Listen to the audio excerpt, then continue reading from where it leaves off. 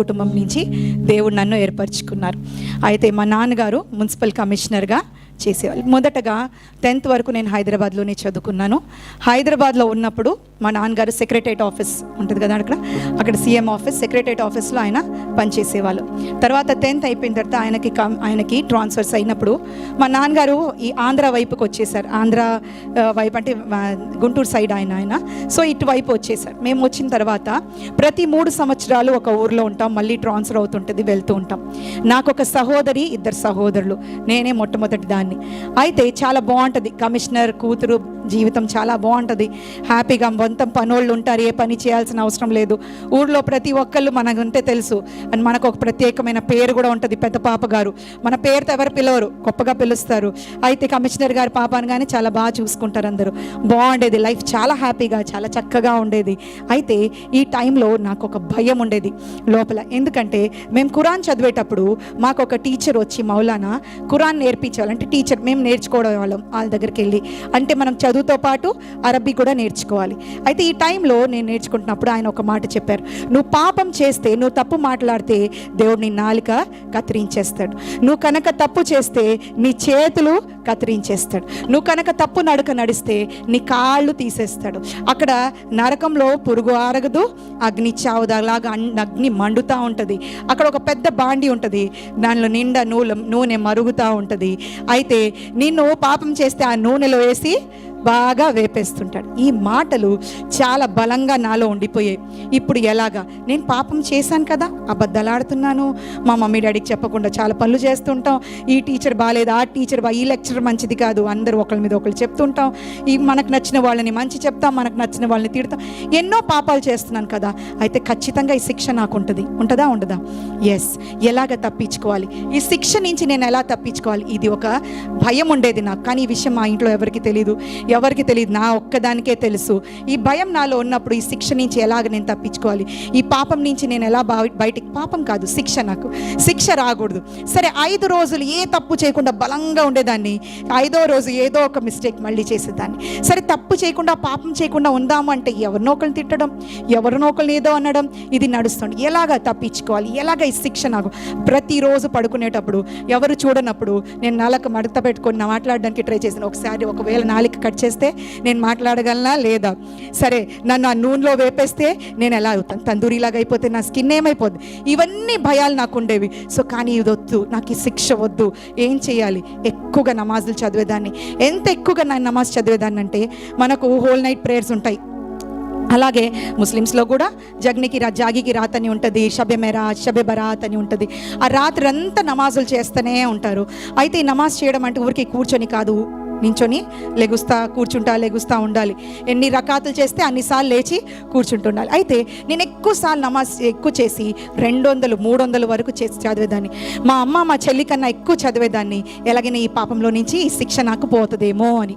అయితే మా అమ్మగారు ఒకటే అనేవాళ్ళు, నీకు మంచి పుణ్యం వస్తుంది, పుణ్యం కానీ ఓకే పుణ్యం వస్తుంది, మళ్ళీ పాప విషయం ఏంటి, ఈ శిక్ష విషయం ఏంటి, ఈ శిక్ష పోతుందా లేదా, పుణ్యం మాత్రం పెరుగుతుంది, గుడ్, కానీ నీ శిక్ష పోయింది అని మాత్రం ఎవరు అనేవాళ్ళు కాదు.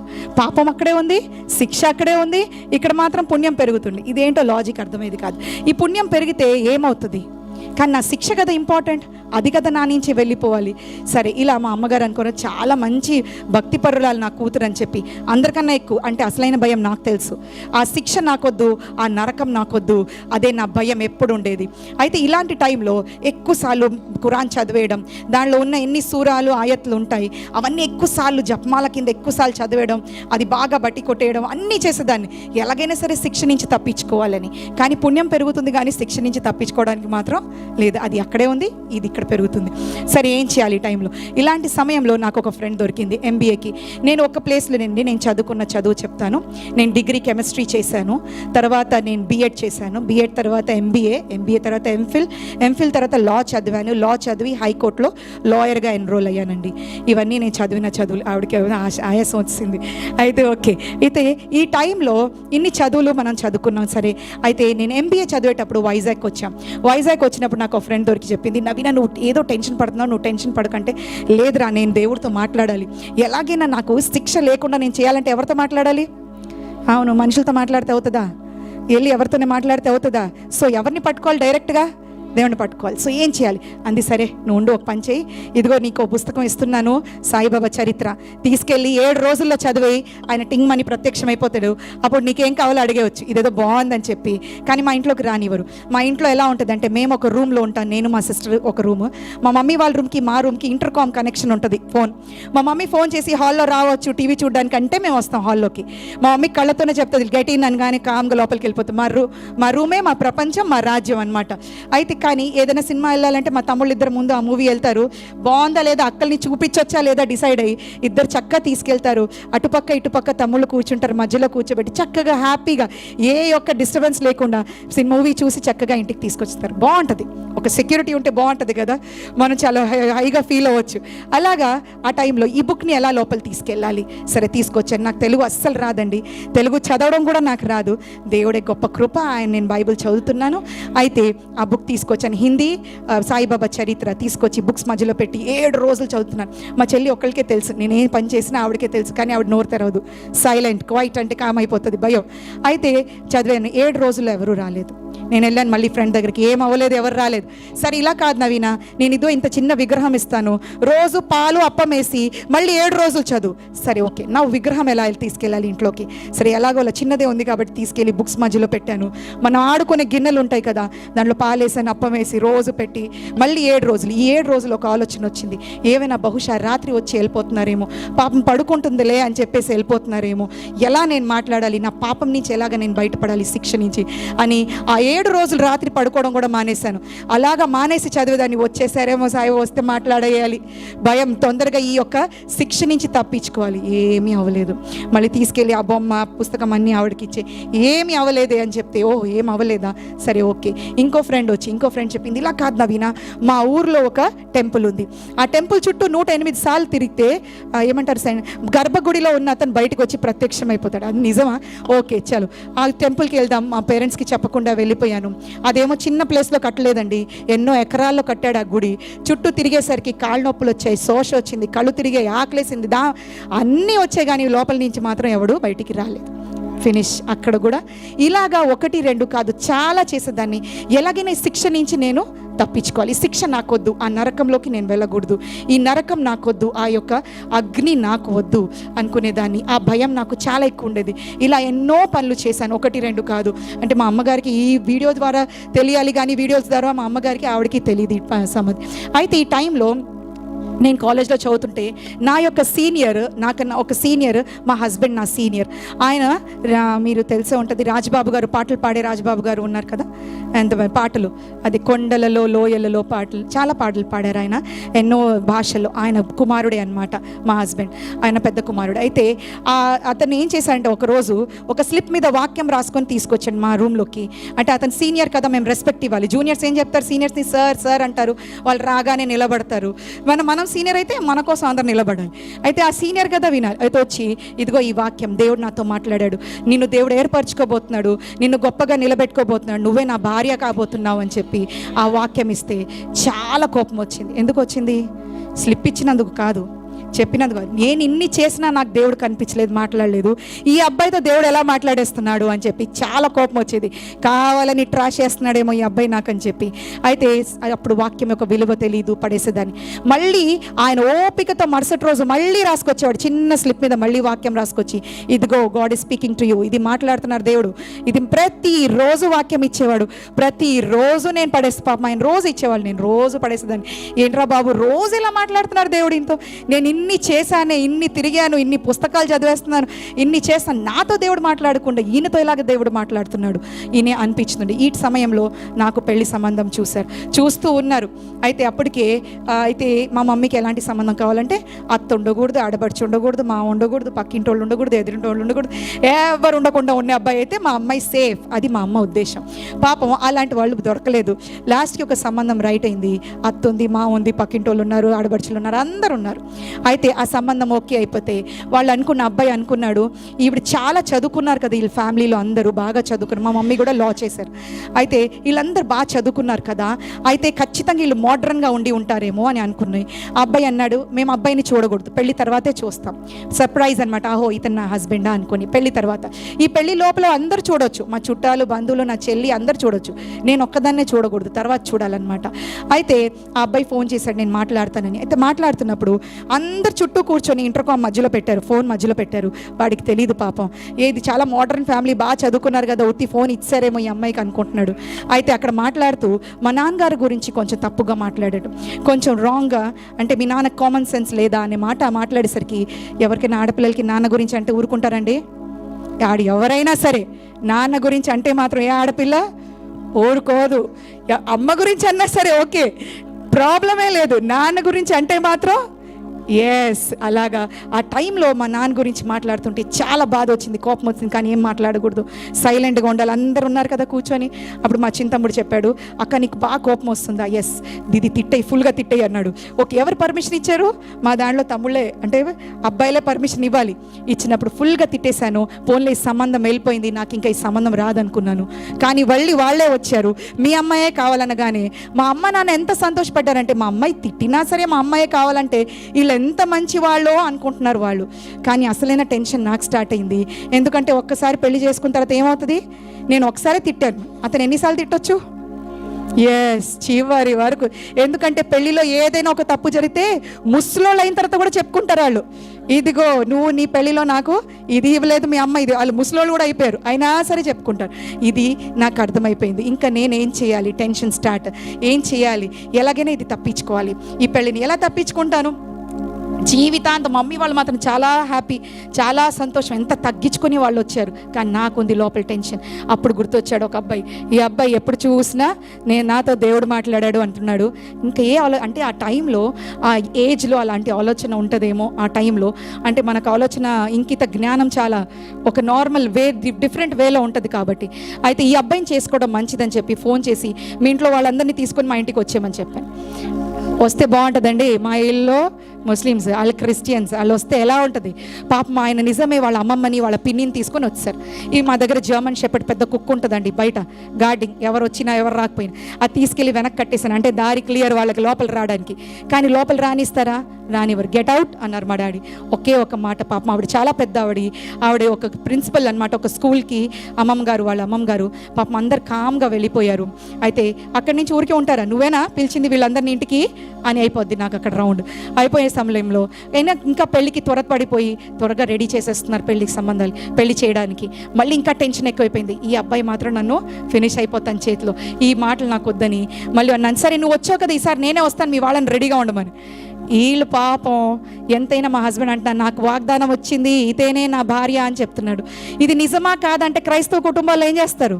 హోల్ నైట్ ప్రేయర్లు, పాస్టర్స్ని ప్రపంచంలో ఎక్కడెక్కడ తెలిసిన పాస్టర్లన్నీ పిలుస్తారు, అందరితో ప్రార్థనలు చేయిస్తారు, అందరు చెల్లి ఇంకా chain prayers, whole night prayers, ఉపవాస ప్రార్థనలు, ఒకటి కాదు రెండు, వాళ్ళ ఇంట్లో నడుస్తూనే ఉన్నాయి ప్రార్థనలు. ఎందుకంటే నీకు కాదురా, ఒక ముస్లిం కుటుంబం నుంచి అమ్మాయి వస్తుంది, అది ఎలాంటి ఉంటారో రా వాళ్ళు, ఇలా టెన్షన్స్ పాపం వాళ్ళకి. అప్పుడు వాళ్ళందరికీ కూడా ఈ అమ్మాయి అని చెప్పి దేవుడు దర్శనం చూపించిన తర్వాత కొన్ని వాగ్దానాలతో మాట్లాడిన తర్వాత వాళ్ళందరూ ఒప్పుకొని, ఎవరు రాలేదు, మా అత్తగారే వచ్చారండి వ్యాన్ తీసుకుని మా ఇంటి దగ్గరికి. మా అత్తగారు వచ్చి ఆవిడ నిలబడి ఉన్నారు చివరి వ్యాన్తో, కామ్గా బయటికి వచ్చాను, చక్కగా వెళ్ళాను. నాకు తెలియదు ఆవిడ అత్తగారని తెలియదు, వాళ్ళ మా ఎవరో బంధువులు ఎవరు తెలియదు, నాకు ఈ వ్యక్తి ఒక్కడే తెలుసు. అందుకే చక్కగా వెళ్ళిపోయాను. రామచంద్రాపురంకి వెళ్ళిపోయి అక్కడ చర్చ్లో ఒక ఆల్ఫ్రెడ్ అంకుల్ పాస్టర్ గారు ఉన్నారు. ఆయన అన్నారు, నేను ఈ పెళ్లి చేయను, ఆయనకి రక్షణ మార్మన్స్ ఉంది, ఇవిడికి లేదు. ఇప్పుడు మళ్ళీ ఏం చేయాలి? నేను వెనక్కి వెళ్తే డబుల్ పెళ్ళిళ్ళు అవుతాయి, ఏం చేయాలి ఇప్పుడు? ఎక్కడికి వెళ్ళాలి? ఏంటి మనిషి, ఏంటి ఇక్కడికి వచ్చాను, ఇది ఒక టెన్షన్. అప్పుడు ఆయన చెప్తూ వచ్చారు, సరే మరి నువ్వు రా లోపలికి వచ్చామని చర్చ్లో కూర్చోబెట్టి వాక్యం చెప్పడం మొదలుపెట్టారు. ఎన్ని వాక్యాలు చెప్పినా మన బుర్రలోకి వెళ్తుందండి. ఒక్క రోజులో బైబిల్ అంతా చదివేస్తే ఇంకెందుకండి మనం ఇక్కడ కూర్చోవడం? ప్రతిసారి బైబిల్ కొత్తగానే ఉంటుంది. మొట్టమొదటిసారి నాకు బైబిల్ చెప్తుంటే నాకు ఏం అర్థం కావట్లేదు, ఏం చేయాలో నాకు తెలియదు, ఏం అర్థం కావట్లేదు. అయితే ఒకే ఒక మాట భలే అర్థమైందండి. ఏంటంటే ఆయన సిలువ మాను మీద వేలాడి ఆయన రక్తం కార్చాడు నీ పాపాలన్నిటికీ ఆయన శిక్ష అనుభవించడానికి. ఇంకా నీకు ఏ శిక్షా విధి లేదు. నీ పాపాలన్నీ వెనక్కి వేసేసాడు. అగాధంలో పడిపోయేది, వెనక్కి తిరిగి కూడా ఆయన చూడ్డు. అద్భుతంగా ఉంది. నేను అనుకున్నాను, ఏది వెతుకుతున్నానో నేను వెతకకుండానే నా దగ్గరికి వచ్చింది. ఆ టైంలో నిజమా? ఎస్, మళ్ళీ చూపించండి. ఆయన మళ్ళీ చూపించి వాక్యాలన్నీ చదివాను. అప్పుడు నాకు తెలుసు యేసుప్రభు ఈసా అలైహిస్సలాం ఖురాన్లో ఉన్న యేసుప్రభే, నా మా ప్రవక్త ఆయన సూర్య మరియం అని ఒకటే ఒక ఉమెన్ మీద, అంటే స్త్రీ మీద పేరుతో ఉన్న ఒకటే ఒక సూర బైబిల్లో ఖురాన్లో ఉంటుంది. ఇంకేదో స్త్రీ పేరు మీద ఉండదు. అంటే పరిశుద్ధురాలు, ఆవిడ కన్య గర్భంలో జన్మించిన వాడు యేసు ప్రభు. ఆయన మళ్ళీ తిరిగి వచ్చేవాడు ఆయనే. అందరినీ కొనిపోబడేవాడు ఆయనే. ఆయన 1000 ఏళ్ళ పరిపాలనలో వచ్చినవాడు. అన్నీ ఉంటాయి, సిలువ ఉండదండి. ఖురాన్లో సిలువ, రక్తం కార్చడం, మరణం ఉండదు. సో నేను అన్నాను, ఎస్ ఐ నో జీసస్, యేసు ప్రభు నాకు తెలుసు, కానీ సిలువ లేదే. I don't no. ఆయన సిలువ మోసినట్టు సిలువ ఎక్కినట్టు రాయబడి లేదు. ఆయన కొనిపోబడ్డాడు, మళ్ళీ వస్తాడు, అంతే. అంతవరకే మా దాంట్లో రాయబడింది. లేదమ్మా, కమాన్ రీడ్, నేను చూపిస్తాను. ఆయన ఎందుకు రక్తం కార్చంటే నీ పాపాలని క్షమించడానికి, నీ పాపాలని క్షమించి నిన్ను ఆయనతో పాటు తీసుకెళ్ళడానికి, నిన్ను ఆయనలాగా మహిమలో ఉంచడానికి, నువ్వు కూడా మహిమలో జీవించడానికి దేవుడు నిన్ను ఆయన అందుకే ఈ భూమి మీదకి వచ్చాడు. ఏ రీజన్ లేకుండా రావడం ఎందుకండి? ఎవరైనా సరే ఊరికే వచ్చా, ఎందుకు వచ్చారండి మా ఇంటికి అంటాం. ఎవరైనా వస్తే ఊరికే వచ్చామంటే నమ్ముతామా? ఏ రీజన్ లేకుండా ఎవరు రారు. యేసుప్రభు ఈ భూమి మీదకి ఊరికే రాలేదండి. మళ్ళీ వచ్చి మళ్ళీ పైకి వెళ్ళి మళ్ళీ వచ్చి నథింగ్. ఆయన ఎందుకు వచ్చారంటే వచ్చినందుకు ఒక కారణం ఉంటుంది, అది అక్కడ రాయబడి ఉండదు. ఆయన పుట్టారు, మళ్ళీ తిరిగి లేచారు. ఎందుకు పుట్టడం తిరిగి ఒకేసారి లాస్ట్లోనే ఆకాశం మీద నుంచి వచ్చి తీసుకెళ్ళిపోవచ్చు కదా అందరినీ. మళ్ళీ పుట్టడం ఎందుకు? కన్య మరియని ఎంచుకోవడం ఎందుకు? భూమి మీద రావడం ఎందుకు? ఇక్కడ ఉండడం ఎందుకు? ఎందుకంటే సిలువ కోసం ఆయన వచ్చారు. సిలువ మరణం పొందడానికి ఆయన ఇక్కడికి వచ్చాడు. ఎస్, ఇప్పుడు నాకు లాజిక్ అర్థమైంది. ఇప్పుడు నేను ఎలా ప్రేయర్ చేయాలి? నీకు ఇష్టం ఎలా అంటే అలా ప్రేయర్ చేసుకో, కానీ నీ పాపాలన్నీ ఒప్పుకో. సరే, అందరు వెళ్ళిపోయారు, అంత డోర్స్ క్లోజ్ చేశారు. ఆ చర్చ్లో కూర్చొని ప్రార్థన చేసుకుంటున్నాను. ఎలా ప్రార్థన చేయాలో తెలియదు. నాకు వచ్చిన భాషలో నేను చెప్పుకుంటూ ఉన్నాను. ప్రతి ఒక్క పాపాన్ని ఒప్పుకుంటా ఉన్నాను. ఎస్ యేసయ్యా, జీసస్ నువ్వు తెలుసు నాకు, నువ్వు ఈసా అలైహిస్సలాం, మా ఖురాన్లో కూడా నువ్వు ఉన్నావు. నువ్వే పరిశుద్ధంగా జన్మించిన వాడివి. కన్యకి జన్మించిన వాడు ఇంకెవ్వడు లేడు. పరిశుద్ధంగా జన్మించిన వాడు ఇంకెవ్వడు లేడు, ఎక్కడ లేడు. నువ్వు ఒక్కడవే అని రాయబడి ఉంది. Yes, so I believe in you.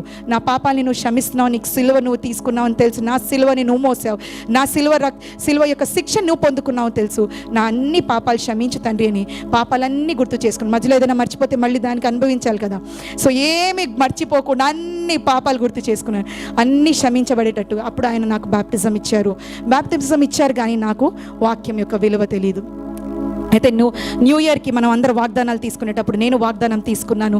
ఆ వాగ్దానం తీసుకుని అది ఎక్కడో పడేశాను. ఆ వాగ్దానం అంటే తెలియదు, దాని విలువ తెలియదు. అయితే నేను ఒక కాలేజ్లో పనిచేస్తుండేదాన్ని లెక్చరర్గా. అయితే నేను హెడ్ ఆఫ్ ద డిపార్ట్మెంట్గా ఒక ఎంబీఏ పిల్లలకి, ఎంబీఏ స్టూడెంట్స్కి చెప్పేదాన్ని ఎంబీఏ క్లాసెస్. అయితే మా కాలేజ్కి వెళ్ళడానికి 1 గంట జర్నీ, మళ్ళీ వాపస్ రావడానికి 1 గంట జర్నీ. అయితే కరెక్ట్గా మా బస్సు, నేను ఎప్పుడు ఒకే ప్లేస్లో కూర్చుంటాను, నా ప్లేస్లో ఎవరు కూర్చోరు. ఇది ఎంబీఏ హెచ్ఓడి ప్లేస్ అని చెప్పి పక్కకి వెళ్ళిపోతూ ఉంటారు. కానీ ఆ రోజు ఇంకో ఫ్యాకల్టీ కూర్చుంది, నేను వెళ్ళి ఇంకో ప్లేస్లో కూర్చున్నాను. అయితే కరెక్ట్ బుల్లే కాలేజ్ జంక్షన్ మీకు తెలిసే ఉంటుంది, కొంతమంది వైజాగ్ తెలిసిన వాళ్ళకి ఎలా ఉంటుందో ఆ జంక్షన్. అక్కడికి వచ్చేసరికి చాలా పెద్ద యాక్సిడెంట్ జరిగింది. లాస్ట్లో కూర్చున్న లెక్చరర్ వచ్చి ముందు అడ్డానికి అంటుకుపోయాడు. ఆయన అంత పెద్ద యాక్సిడెంట్. ఆ బస్ డ్రైవర్ బస్ వదిలేసి పారిపోయాడు. ఆ మధ్యలోనే ఉండిపోయింది బస్ అక్కడ జంక్షన్లో. అందరికీ దెబ్బలు తగిలాయి, అందరు ఏడుస్తున్నారు, గ్లాసెస్ అన్నీ పగిలిపోయేదానివి. కానీ నేను మాత్రం, నా దగ్గర ఒక మిల్టన్ వాటర్ బాటిల్ ఉండేది, ఆ మిల్టన్ వాటర్ బాటిల్ మీద పడ్డాను, అది పగిలిపోయింది. కానీ నాకు ఒక్క స్క్రాచ్ కూడా రాలేదండి. ఆ బస్ మొత్తంలో నాకు ఒక్క స్క్రాచ్ కూడా నాకు రాలేదు. అయితే నేను మా పాస్టర్ గారికి చెప్పినప్పుడు, నీ వాగ్దానం ఏంటమ్మా అని అడిగారు. ఏముంది మనకు గుర్తుందా? ఎక్కడ పడేసాం? ఇంటికి పరిగెత్తి వెతకడం స్టార్ట్ చేసాం, ఎక్కడుంది నా వాగ్దానం. అప్పుడు నీ రాకపోకలందు యెహోవా నిన్ను కాపాడును, ఆ మాటతో నన్ను కాపాడైతే 5 రోజుల తర్వాత చూసాను, ఈ లెక్చరర్ ఎందుకు రావట్లేదు ఇవిడి అని అడిగితే, అయ్యో మీకు తెలీదా మేడం, ఆవిడకి రాడ్ లోపలికి వెళ్ళిపోయింది. నా ప్లేస్లో ఉన్న లెక్చరర్కి 2 కాళ్ళు ప్యారలైజ్డ్ అయిపోయాయి. ఆవిడ పాప మ్యారేజ్ కూడా అవ్వలేదు. అయితే ఆ రోజు నేను ఒక్క లెసన్ కూడా చెప్పలేదు క్లాస్లో, కాలేజ్లో ఏడుస్తూనే ఉన్నాను. నా దేవుడు ఎంత గొప్పవాడు, నాకు ఇచ్చిన వాగ్దానాన్ని నేను మర్చిపోయాను, కానీ నా దేవుడు మాత్రం నాకు ఇచ్చిన వాగ్దానం మర్చిపోలేదు. ఆయన జ్ఞాపకం చేసుకునే ఉన్నాడు, నన్ను చూస్తున్నాడు, నన్ను జ్ఞాపకం చేసుకుని. నేను మర్చిపోయాను, ఎక్కడో పడేశానని ఎంతగానో ఏడ్చాను. ఆ రోజు నాకు అర్థమైంది దేవుని యొక్క వాక్యం ఎంత విలువైనదో, అది మన కోసం ఎంతగా, నిజంగా ఆయన మాట, ఆయన బైబిల్లో ప్రతి వాక్యం మన కోసమే. ప్రతి వర్డ్ ఆయన మాట్లాడిన నిజమైన మాటే. అయితే రెండోదిగా ఇంకోటి, నాకు ముగ్గురు అత్తగారులు అంటే ముగ్గురు సిస్టర్స్ ఒకే ఇంట్లో ఉంటారు. అంటే ఇల్లులు కట్టుకొని గ్రూప్ హౌస్లో ఉంటారు. ఎందుకంటే వాళ్ళ అమ్మమ్మ గారికి కొడుకులు లేరు, ముగ్గురు ఆడపిల్లలే కాబట్టి ఆవిడ ఆస్తిని ముగ్గురు ఆడపిల్లలకి ఇచ్చారు. ఈ ముగ్గురు ఎవరికి వాళ్ళు ఇల్లు కట్టుకొని అదే ప్లేస్లో ఉంటారు. అయితే అంత కలిసి ఉంటారనమాట. అయితే నేను మాత్రం అత్తగారి మొదటి కోడల్ని. ఒక కోడలు ఒక అత్త బాగుంటుంది, సూపర్ ఉంటుంది గేమ్. ఇంకా 3 అత్తలు ఒక కోడలు, ఇంకా చాలా బాగుంటుంది గేమ్. అయితే పాప మన భాష వాళ్ళకి రాదు, వాళ్ళ భాష నాకు అర్థం కాదు. ఏదో ఒక ప్రతి కోడలికి ప్రతి అత్తకి మధ్యలో జరుగుతూనే ఉంటుంది. అది కామన్. ఎందుకంటే 2 మైండ్స్ ఎప్పుడు ఒకేలాగా ఉండవు కాబట్టి 2 మైండ్స్ డిఫరెంట్ మైండ్స్ ఒక ప్లేస్లో ఉండాలంటే అది ఖచ్చితంగా డిఫరెన్స్ వస్తుంది. దానికోసం క్రిటిసిజం కాదు, మామూలుగా చెప్తున్నామా. అయితే నేనేమైనా ఒక తప్పు చేస్తే ఒక అత్త వచ్చి బాగా తిట్టి 1 గంట వెళ్ళిపోయేవాళ్ళు. మళ్ళీ ఇంకొత్త వచ్చి అందరూ ఉద్యోగాలు చేసుకునే వాళ్ళే, ఎవరికి లీజర్ టైం దొరికితే వాళ్ళు వచ్చి రావడం, ఫుల్గా తిట్టడం, 1 గంట వెళ్ళిపోయేవాళ్ళు. ప్రతి ముగ్గురు అలాగే తిట్టి వెళ్ళిపోయేవాళ్ళు. నాకు మాత్రం తెలుసు తిడుతున్నారని, కానీ ఏం తిడుతున్నారో నాకు తెలియదు, తెలుగు రాదు కాబట్టి. తిడుతున్నారు, ఏడవాలి, సో ఏడ్చేదాన్ని. నన్ను తిడుతున్నారు కాబట్టి అయిపోయింది. గంట 3 గంటలు ఫినిష్. ఇలా జరిగే టైంలో నాకు ఒక రోజు వాళ్ళు తిడుతున్న ఒక తిట్టు బాగా అర్థమైపోయింది. ఏమని అంటే, పాడు అనే మాట. అంటే మా పనోళ్ళు మా డాగీది షిట్టు ఊడ్చేటప్పుడు పాడు చిచి అనేవాళ్ళు. అయితే నన్ను పాడు అనే మాటతో తిడతారా మీ వాళ్ళని చెప్పేసి చాలా ఏడవడం స్టార్ట్ చేశాను. మా హస్బెండ్ అనుకున్నారు ఎన్నో తిట్టారు, ఇది ఒక్కటే పట్టించుకుంది ఏంటి అనుకుంటారు ఆయన. అసలు అర్థమైంది అది ఒక్కటే నాకు కాబట్టి. ఆయనకి తెలియదు, నువ్వు ఎందుకు పట్టించుకుంటావు, పడుకోలే, నిద్రపో, డోంట్ క్రై అంటాడు ఆయన. సరే మా పేరెంట్స్ దగ్గరికి వెళ్తే ఏమంటారు, నువ్వే పెళ్లి చేసుకొని నువ్వే భరించు, నువ్వు కర్మ అంటారు. ఎస్, నేను ఎక్కడికి వెళ్ళాలి, కానీ నన్ను అంత మాట అంటారా? నేను అస్సలు ఒక మాట పడను. నేను అలా ఉండేదాన్ని, చాలా స్టబర్న్గా ఉండేదాన్ని. ఎలాగ నన్ను ఈ మాట అంటే, అప్పుడు రాత్రంతా ఏడ్చి ఒక ఆలోచన వచ్చింది, పైనుంచి దూకేస్తే అప్పుడు బాగుండు, వద్దులే, కాళ్ళు చేతులు ఎరిగి నేను ఏదైనా అయిపోతే వద్దు, ఇది మంచిది. ఎన్నో ఐడియాలు వస్తున్నాయి, ఎలాగైనా సరే ఆ యొక్క దుఃఖాన్ని ఎలా తీసుకోవాలి. సరే లాస్ట్కి వెళ్ళాను, బైబిల్ని తీసుకొని, సరే తండ్రి నువ్వు మాట్లాడతావు కదా, ప్రతి మాటతో నువ్వు మాట్లాడతావు కదా, నాతో మాట్లాడు అని చెప్పి ఓపెన్ చేద్దాం అందరం. యెషయా గ్రంథం 18 ఇలా ఓపెన్ చేయగానే దేవుడు నాతో మాట్లాడడం మొదలు పెట్టారు. 60:18.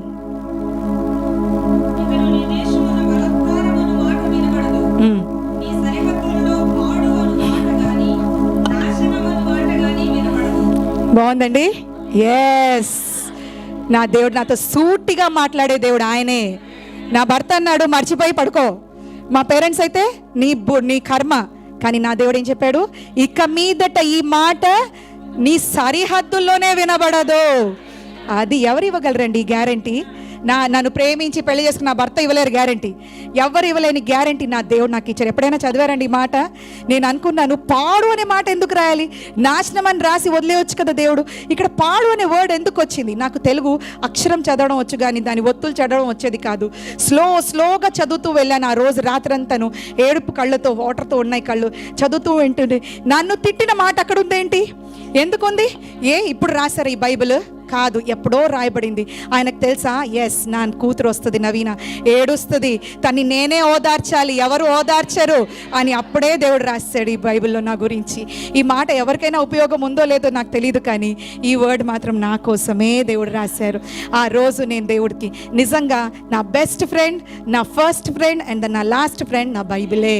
నా తండ్రి నాకే బెస్ట్ ఫ్రెండ్. నాతో ప్రతిరోజు నాతో మాట్లాడేది నా దేవుడు. ప్రతిరోజు ఈరోజు ఏం జరగబోతుందో కూడా దేవుడు నాతో మాట్లాడతారు. కొన్నిసార్లు నోరు మూసుకొని ఉండమంటారు, అంటే ఆ రోజు ఏదో పెద్ద గొడవ జరుగుతుందని అర్థం. అందుకే ఎన్ని జరిగినా నోరు మూసుకొనే ఉంటాను. అంటే ప్రతిరోజు నాతో దేవుడు మాట్లాడుతూ వచ్చారు. అలాగే 12 సంవత్సరాలు నాకు పిల్లలు లేరండి. 12 years నాకు పిల్లలు లేరు. టైం ఎక్స్ట్రా అయిపోయింది, క్షమించాలి, నేను ఫాస్ట్గా చెప్పేసి ఆపేస్తాను. 12 years పిల్లలు లేకపోతే మా చర్చ్ వాళ్ళు అనేవాళ్ళు, సరైన రక్షణ లేదు, మారుమనసు లేదు, బాప్టిజం లేదు, అన్నీ సరైంది కాదు, అన్నీ పెళ్లి కోసం తీసుకుంది, అందుకే దీనికి పిల్లలు లేరు. మా పేరెంట్స్ అనేవాళ్ళు, తండ్రినే మార్చేసింది కదా, అందుకే పిల్లలు లేరు.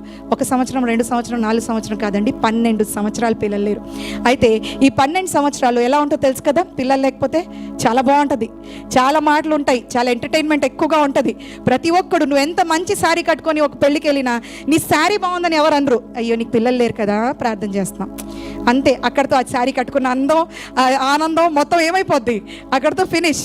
నువ్వు ఇంత చదువుకున్నా, భలే చదువుకున్నావు, నువ్వు ఎంత జీతం నీకు? 1,00,000 రూపాయల జీతం. ఎవరు అడగడు. ఏమడుగుతాడు? నీకు పిల్లలు లేరు కదా, నువ్వు ఎంత సంపాదించినా వేస్టే. ప్రతి చోట ఇదే నేను వింటూ, ఎంతోమంది పిల్లలు పెంచుకోండి, అది చేయండి. మా అమ్మగారైతే 12 సంవత్సరాల్లో ప్రపంచంలో ఉన్న ప్రతి దర్గా నుంచి ఆ యొక్క ప్రసాదాలు తీసుకొచ్చి నాకు ఇచ్చేవాళ్ళు ఆవిడ. ఎలాగైనా నా కూతురికి, అంటే మా ఇంట్లో ఎవ్వరు మాట్లాడరు, నా మొహం చూడరు, నేను హిజాబ్ కట్టుకోను కాబట్టి నా మొహం చూస్తే వాళ్ళకి పాపం. అందుకే మా తమ్ముళ్ళు కానీ వాళ్ళెవరు కానీ నా మొహం చూడకూడదు, వాళ్ళ పిల్లలు కూడా నాకు చూడకూడదు. అందుకే వాళ్ళ ఇంట్లో ఫొటోస్లో కూడా నేను ఉండను, డిలీటెడ్ ఉంటాను అనమాట నేను. అయితే నా మొహం వాళ్ళు చూడకూడదు కాబట్టి అలాంటి సమయంలో మా అమ్మ మాత్రం చాలా కష్టపడిపోతూ ఉండేది, నా కూతురు వదులుకోలేక. అయితే తీసుకొచ్చిస్తే నేను అనేదాన్ని, దేవుడు నాకు వాగ్దానం ఇచ్చాడమ్మా. 2005లో నాకు వివాహం అయింది, 2010లో నాకు హన్నాకి ఇచ్చిన వాగ్దానం దేవుడు ఇచ్చాడు. అయితే నా ప్రతి వాగ్దానం దేవుడు నెరవేరుస్తూ వస్తున్నాడు. సో నాకు కూడా ఖచ్చితంగా బిడ్డనిస్తాడు. మమ్మీ నేను తినను అంటే ఆవిడ కోపం వస్తూ ఉండేది. 12 సంవత్సరాలు చాలా కష్టపడింది, నాతో పాటు ఈక్వల్గా కష్టపడింది ఆవిడ. కానీ అన్నీ తీసుకొచ్చి ఒక బ్యాగ్లో వేస్తూ ఉండేదాన్ని, ఎప్పటికైనా మా అమ్మకి బ్యాగ్ ఇచ్చేయాలని. మా హస్బెండ్కి దొరికినప్పుడల్లా ఆయన తీసి ఇది తినేస్తా. ఆయన పెద్ద అదేంటారు జైలర్ ఉంటాడు కదా, జైలర్ గమనిస్తూ ఉంటాడు. మా హస్బెండ్ గమనిస్తూ ఉండేవాళ్ళు, ఇదేమో తినేస్తుందేమో అని భయం. కానీ నేను దాచిపెడుతున్న విషయం ఆయన తెలీదు. మంచి మంచి గిన్నెల్లో ఇచ్చేది, మంచి మంచి వెండి డబ్బాలు, డిజైనర్ డబ్బాలు, తింటానేమోనని చెప్పి అలాగ పాపం శ్రమ పడింది.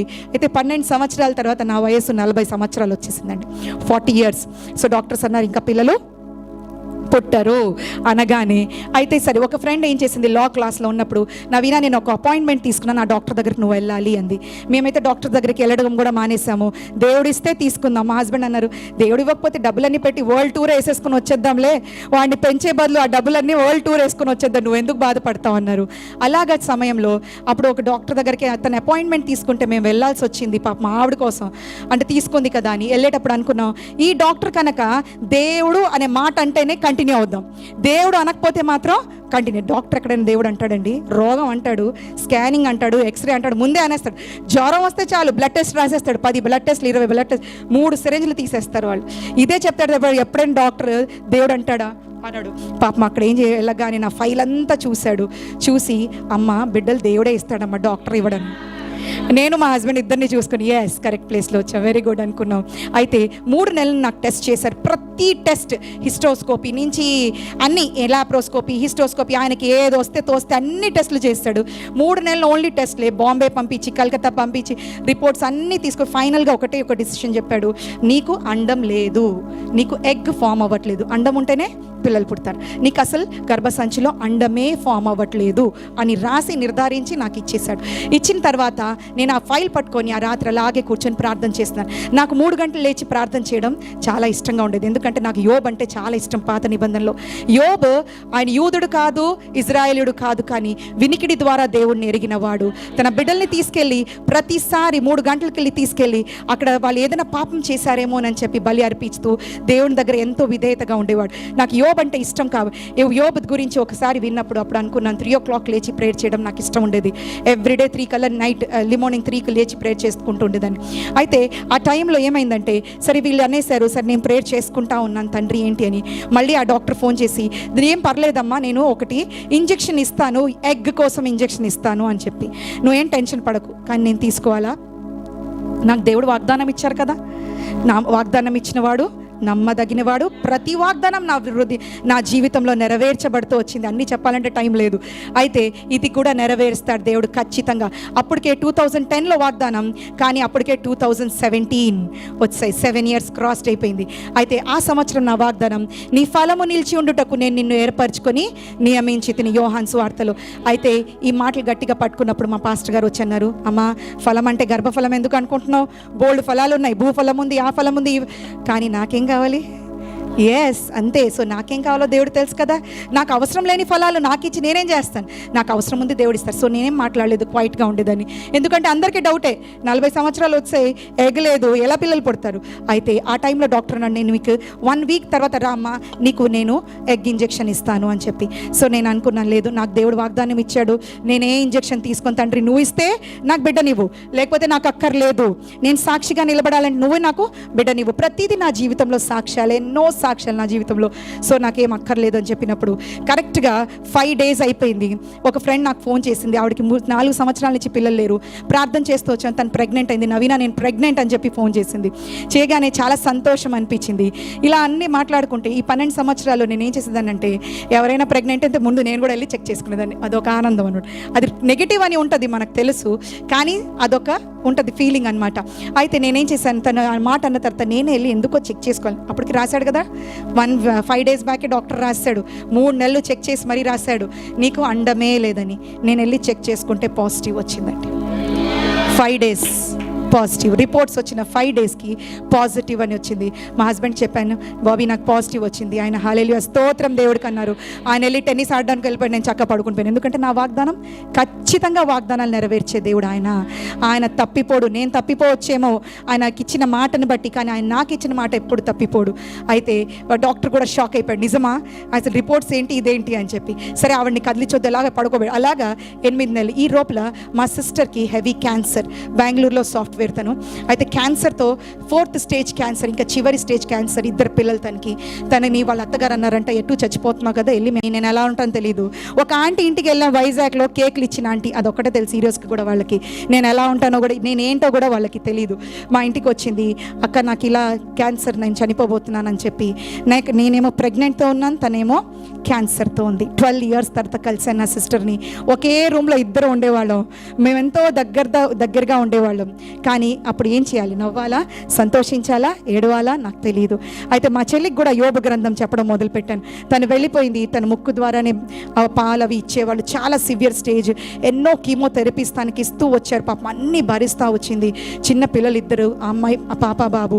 అయితే నాతో ఫోన్లో మాట్లాడుతుండేది, ఫోన్లో పడుకొని తనకి చెప్తానే ఉండేదాన్ని, స్తుతించు, సిలోమాన మీద దొంగకు బ్యాప్టిజం అక్కర్లేదు, అక్కడికక్కడ తను నమ్ముకున్నాడు కాబట్టి దేవునితో ఉన్నాడు, నువ్వు కూడా అలా నమ్ముకో అని చెప్తా ఉండేదాన్ని. అలాంటి పరిస్థితిలో కరెక్ట్గా 5th month వచ్చేసరికి డాక్టర్ చెప్పాడు, నీకు బిడ్డ బాగాలేదు, అబార్షన్ చేసేయాలి, లోపల బిడ్డ బాగాలేదు, నువ్వు కనుక బిడ్డను పెట్టుకుంటే ఇలా పుడతారని చెప్పి ట్యాబ్లో ఉన్న ఫోటోలన్నీ చూపించేవాడు. వంకర టింకర్ ఉన్న పిల్లల ఫోటోలు చూపించి, ఇలా పుడతారు, నువ్వు అబార్షన్ చేయించుకోవాలి 5th month తర్వాత, ఇల్లీగల్.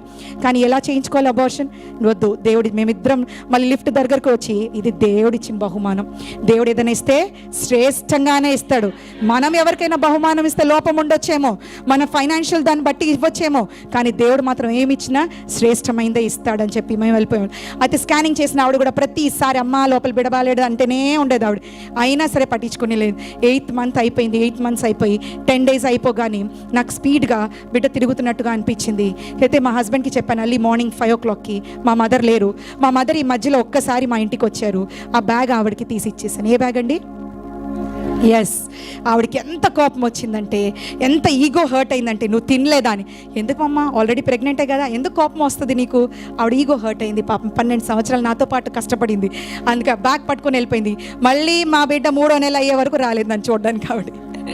అయితే ఈ డెలివరీ ఆ టైంలో, ఆ రోజు మార్నింగ్ 5కి అవుతుంది. మా హస్బెండ్ అని, ఇప్పుడు జస్ట్ ఎంటర్ అయ్యావు 9th month, ఏం పర్లేదన్నారు.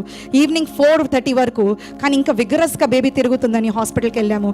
వెళ్ళగానే డాక్టర్ అన్నారు, ఇదేంటమ్మా నీకు అంత బ్లీడ్ అయిపోయింది, ఆల్రెడీ బిడ్డకి హార్ట్ బీట్ లేదు, బిడ్డకి ఇంటర్నల్ డెలివరీ అయిపోయింది, కడుపులో నుంచి పక్కకి వెళ్ళిపోయి మార్నింగ్ 5 o'clockకి బిడ్డ వెళ్ళిపోయాడు. No oxygen for the baby, oxygen లేదు బిడ్డకి, మొత్తం ఇంకా హార్ట్ బీటే లేదు. అన్నీ చెక్ చేసి, స్కానింగ్లు చేసి కంగారు అయిపోతున్నారు అందరు కలిసి, లోపల బిడ్డ చనిపోయాడు అని చెప్పేశారు వాళ్ళు.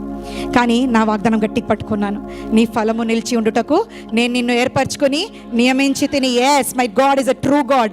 ఆయన మాట అంటే మాటే, అంతే, దానికి వేరే ఏముండదు. పట్టుకొని ఉన్నాను. సరే వెళ్ళాను డెలివరీ రూమ్లోకి. వెళ్ళిన తర్వాత సిజరేన్ చేయడానికి రెడీ అయిపోయారు.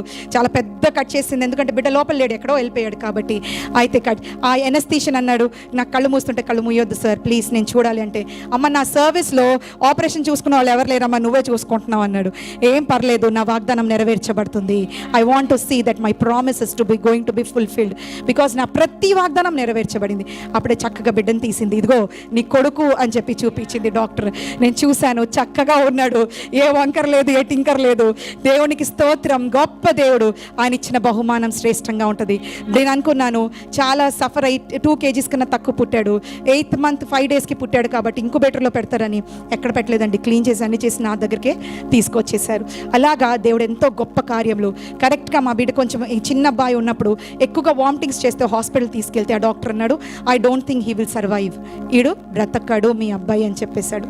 చాలా ఫేమస్ డాక్టర్ అండి, వైజాగ్లో చిల్డ్రన్స్ స్పెషలిస్ట్ ఆయన, అంటే విశాఖ హాస్పిటల్లో ఉంటాడు, చిల్డ్రన్ హాస్పిటల్లో ఆయన, గన్నమోహన్ అని. ఐ డోంట్ థింక్ అన్నారు. బిడ్డను తీసుకొని వచ్చాను, మోకరించి ప్రార్థన చేయడం స్టార్ట్ చేశాను. మోకరించి ప్రార్థన చేసినప్పుడు తర్వాత లెగడానికి నాకు వచ్చేది కాదు. సిజరన్ అయ్యి 3-4 కొన్ని డేసే అయింది. మా హస్బెండ్ వచ్చి నన్ను లేపే వరకు నేను లెగిచేదాన్ని కాదు. బిడ్డను పట్టుకుని అలాగే మోకాళ్ళ మీద ఉండే ప్రార్థన చేస్తూనే ఉండేదాన్ని. కరెక్ట్గా 21 డేస్ తర్వాత మళ్ళీ వెళ్ళాను డాక్టర్ దగ్గరికి. ఆ డాక్టర్ ఒకటే అన్నాడు, ఆ బిడ్డ ఈ బిడ్డ కాదు, నువ్వు ముందు తీసుకొచ్చిన బిడ్డ వేరు, ఈ బిడ్డ వేరు. నో, దేవుడు నాకు ఒకటే బిడ్డనిచ్చాడు, ఆ బిడ్డే ఈ బిడ్డ. నో, ఏదైతే చైల్డ్ ఈ ఫైల్లో ఉన్నాడో ఆ ఫైల్లో ఉన్న బిడ్డ ఇది కాదు. నో, ఆ బిడ్డ ఈ బిడ్డ. ఇంకా నా బిడ్డకి డాక్టర్ అవసరం ఉందా? లేదు. చక్కగా ఇంటికి వెళ్ళిపోయాను దేవుని స్తుతిస్తూ. ఇలాగ ఎన్నో అద్భుతాలు, ఎన్నో ఆశ్చర్య కార్యాలు దేవుడు నా జీవితంలో, నా బిడ్డ జీవితంలో కూడా చేస్తూ వచ్చారు. స్కూల్లో వెళ్ళినప్పుడు త్వరగా జాయిన్ చేశాం స్కూల్లో. తను జీసస్ అంటున్నాడని ఆ టీచర్ తీసుకెళ్ళి బాత్రూంలో వేసేసి డార్క్ రూమ్లో పెట్టేసేదనమాట మా అబ్బాయిని. అయితే రోజు వచ్చి చెప్తున్నా నాకు అర్థమయ్యేది కాదు. ఎందుకు, అప్పటికే 3rd బర్త్డే అవ్వలేదు, ఇంకా 2.5 years నడుస్తుంది. అయితే ఎల్కేజీలో వేసాం. చాలా బాగా మాట్లాడతాడు, ఇంగ్లీష్ చాలా ఫ్లూయెంట్గా మాట్లాడతాడు, అందుకే వేస్తే. అయితే అది రోజు చెప్పేవాడు, నేను వినలేదు. మా ఇయర్ ఎండింగ్ లాస్ట్ ఇంకా 1 month ఉంది ఎల్కేజీ అయిపోవడానికి. మళ్ళీ చెప్పాడు, మమ్మ I'm getting very good marks, నేను ఎంత స్టార్ మార్క్స్ వస్తున్నాయి, but still they want to put me in the dark room. అయినా సరే నన్ను డార్క్ రూమ్లో వేస్తున్నారంటే, ఆ రాత్రికి రాత్రి ఆ ప్రిన్సిపల్ దగ్గరికి వెళ్ళి, నువ్వు నాకు నిజం చెప్పంటే స్టార్టింగ్లో చెప్పలేదు, తర్వాత చెప్పింది, మీ అబ్బాయి ఎప్పుడు చూసిన జీసస్ అంటాడండి. మాకు నచ్చలేదు, ఎందుకంటే మా అబ్బాయికి అలవాటు ఉండి జంప్ చేసేటప్పుడు హెల్ప్ మీ జీసస్ అంటాడు, జంప్ చేసిన తర్వాత దెబ్బ తగలకపోతే థ్యాంక్ యూ జీసస్ అంటాడు. ఏదైనా వస్తువు తెచ్చుకోవాలంటే భయం వేస్తే గట్టిగా పాట పాడుతూ వెళ్ళి ఆ వస్తువు తెచ్చుకుంటాడు అనమాట. అది తనకి అలవాటు. అయితే ఆల్ గాడ్స్ ఆర్ వన్ అని అనమన్నారంట. అయితే మా అబ్బాయి I don't know all gods అన్నాడు. ఎప్పుడు మా అబ్బాయికి చెప్పలేదు ఆల్ గాడ్స్ అనేది ఉంటారని కూడా మా అబ్బాయికి తెలియదు. యేసు ప్రభు ఒకటే అని తెలుసు. అయితే I don't know all gods అంటే, నువ్వు ఆల్ గాడ్స్ ఆర్ వన్ అని అంటావంట. నో, నాకు only Jesus is a god, I don't know all gods అన్నాడంట. నువ్వు చెప్పకపోతే నీకు బాత్రూంలో వేసేస్తా. ఇది ఎంత ప్రిన్సిపల్ మేడమే, మా అబ్బాయికి చెప్పడం రాలేదు. ప్రిన్సిపలే చెప్తుంది, బాత్రూంలో తీసుకెళ్తే I'm sorry please forgive me అని ఏడుస్తూ ఉంటే అప్పుడు విడిచిపెట్టిందంట. వచ్చి ఒక కార్నర్లో కూర్చున్నాడంట. ఎందుకు కార్నర్లో కూర్చున్నావు, అందరితో పాటు ఎందుకు ఆడుకోవట్లేదంటే, నేను ఆలోచిస్తున్నాను అన్నాడంట. ఐఎమ్ థింకింగ్, ఏం ఆలోచిస్తున్నావు? నువ్వు చాలా చెడ్డదానివి, నువ్వు మంచిదానిగా ఎలా మారుతావో ఆలోచిస్తున్నాను అన్నాడంట. ఆ ప్రిన్సిపల్కి ఎంత కోపం చూడండి, మీ అబ్బాయి ఎలాంటి మాటలు మాట్లాడుతారు, ఎలాంటి మాటలు అనుకుంటా నాకు చెప్తూ ఉంటే నేను అప్పుడు ఆనందించాలా, కోప్పడాలా మా అబ్బాయిని? ఎస్, దేవుడిచ్చే బహుమానం శ్రేష్టంగానే ఉంటుంది. దేవుడు ఏమిచ్చినా సరే అది శ్రేష్టంగానే ఉంటుంది. మనం పాడు చేసుకుంటాం, కానీ దేవుడు ఇచ్చింది కూడా ఎప్పుడైనా మేలుగానే ఉంటుంది. దాన్ని జాగ్రత్తగా మనం కాపాడుకునే బాధ్యత మంది. అలాగే మా అబ్బాయిని మళ్ళీ వేరే స్కూల్లో జాయిన్ చేసాం. వేరే 1 month కోసం వేరే స్కూల్ వాళ్ళు ఇంటర్వ్యూ చేసి 1 month ఎల్కేజీ కంప్లీట్ అయిపోయింది. ఇప్పుడు 1st standard చదువుతున్నాడు, 5 years మా అబ్బాయి. సో నా గురించి, నా కుటుంబం గురించి మీ అనుదిన ప్రార్థనలో జ్ఞాపకం చేసుకోండి. మా అబ్బాయి పేరు రేగన్ జాన్ పాల్ అండి. మా హస్బెండ్ పేరు బర్నబాస్, నా పేరు మీకు తెలుసు, నవీన. సో మీ అనుదిన ప్రార్థనలో నన్ను జ్ఞాపకం చేసుకోండి. దేవుడు నన్ను పిలిచినప్పుడు నీ ఉద్యోగం అంతా పక్కన పెట్టి, నీ చదువు పక్కన పెట్టి నా ఉద్యోగం చేయమని దేవుడు అడిగినప్పుడు నేను 3 నెలలు దేవుడిని శోధిస్తూ వచ్చాను. ఎంతంటే నాకు లా చెప్పమంటే చెప్తాను, MBA చెప్పమంటే చెప్తాను, కానీ ఈ బైబిల్ చెప్పమంటే నేను ఎక్కడి నుంచి చెప్పాను తండ్రి, ఐ డోంట్ నో అంటే, నో యూ హ్యావ్ టు. దేవుడు ఈ దేశం నీకు ఇచ్చుచున్నాను, నీ ఎదుట నేను ద్వారం తెరిచి ఉన్నాను అంటే, ఈ దేశం ఇస్తే నేనేం చేయాలి తండ్రి? ఎస్, ఇప్పుడు నేను ఇవాంజలిస్ట్గా దేవుడు ప్రతి స్థలంలోకి తీసుకెళ్తున్నారు. ఇప్పటికే 40 churches వరకు దేవుడు నన్ను తీసుకెళ్లారు. 2 years వరకు నేను స్త్రీల మధ్యలో సేవ చేశాను. తర్వాత ఈ ఇయర్ నుంచి దేవుడు నన్ను ఆయన ఇవాంజలిస్ట్గా వాడుకుంటున్నారు. ప్రతి స్థలంలో దేవుడు వాడుకుంటున్నారు. ఈ దేశమంతా నాకు ఇచ్చాడు. నా ఉన్న చుట్టాలు బంధువులు నన్ను విడిచిపెట్టిన ఈ దేశంలో ఉన్న ప్రతి పరిశుద్ధుడు నా చుట్టాలే, నా బంధువులే, నాకు దేవుడు ఇచ్చిన నా సహోదరులు సహోదరులే. దేవునికి స్తోత్రం. గొప్ప దేవుడు, అధిక శక్తి సంపన్నుడు. ఆయన ఇచ్చిన శ్రేష్టమైన ఉద్యోగం చేయడానికే నేను ఇక్కడ నిలబడి ఉన్నాను. అయితే మా చెల్లి చనిపోయినప్పుడు ఒక మాట అండి, మా అమ్మగారు ఒక మాట చెప్తున్నారు. మా కుటుంబంలో, మా నాన్నగారి కుటుంబంలో ఒక శాపం ఉంది. పెద్ద కుమార్తె వివాహం అవుతుంది, పిల్లలు ఉండరు, చనిపోతుంది. అలాగే పెద్ద కుమార్తె నేనే, అలాగే మా మేనత్త గారు చనిపోయారు, మా మేనత్త వాళ్ళ మేనత్త చనిపోయారు, వాళ్ళ మేనత్త చనిపోయారు. అలాగే ఎన్నో జనరేషన్స్ నుంచి ఈ జనరేషనల్ కర్స్ ఇది చనిపోతున్నారు. వాళ్ళెవరికి వివాహం అవుతుంది కానీ పిల్లలు ఉండరు. సరే, వివాహమై పిల్లలు లేకుండా ఉన్నదాన్ని నేనే. దేవుడు నా జీవితంలో నా పాపాలని, నా శిక్షణ అంతటిని తీసివేశాడు. నా గొడ్రాలతనం అనే ఒక అవమానాన్ని తీసివేశాడు. నా కుటుంబం నుంచి వస్తున్న నా శాపాన్ని కూడా దేవుడు తొలగించేశాడు. దేవుడు గొప్పవాడు. ఈరోజు నేను భూమి కింద ఉండాల్సింది భూమి పైన నిలబడి ఆయనకి సాక్షిగా నిలబడ్డాను. దేవునికి స్తోత్రం. Thank you. ఈ టైం అంతా మీది ఎక్స్ట్రా తీసుకున్నందుకు నన్ను క్షమించండి. థ్యాంక్ యూ పాస్టర్ గారి ఆపర్చునిటీ ఇచ్చినందుకు.